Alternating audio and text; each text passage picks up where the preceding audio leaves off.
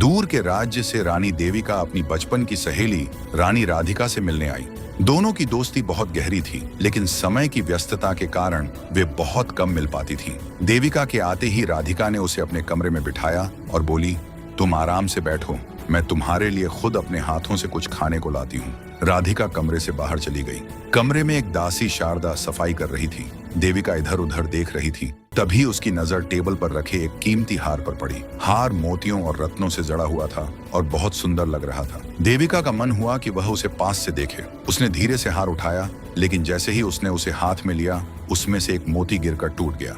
देविका घबरा गई। उसने जल्दी से हार को वापस रख दिया और सोचने लगी, अगर राधिका ने देख लिया तो वह नाराज हो जाएगी। अब क्या करूं? थोड़ी देर बाद राधिका कमरे में आई। उसने देखा कि हार का एक मोती टूटा हुआ है। वह थोड़ा चौंकी और बोली, अरे ये हार कैसे टूट गया?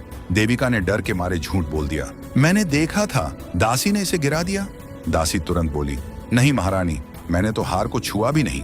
राधिका ने कुछ देर तक चुपचाप देविका को देखा, फिर हल्की मुस्कान के साथ बोली, देविका सच बताऊं, जब मैं कमरे से जा रही थी तब मैंने तुझे हार उठाते हुए देख लिया था और ये भी देखा कि मोती टूट गया, लेकिन मैंने कुछ नहीं कहा क्योंकि मैं चाहती थी कि तू खुद अपनी गलती मान ले। देविका यह सुनकर शर्मिंदा हो गई। उसकी आंखों में आंसू आ गए। उसने सिर झुकाते हुए कहा, राधिका मुझे माफ कर दे, मैंने अपनी गलती छुपाने के लिए दासी पर झूठा इल्जाम लगाया, मैं बहुत गलत थी।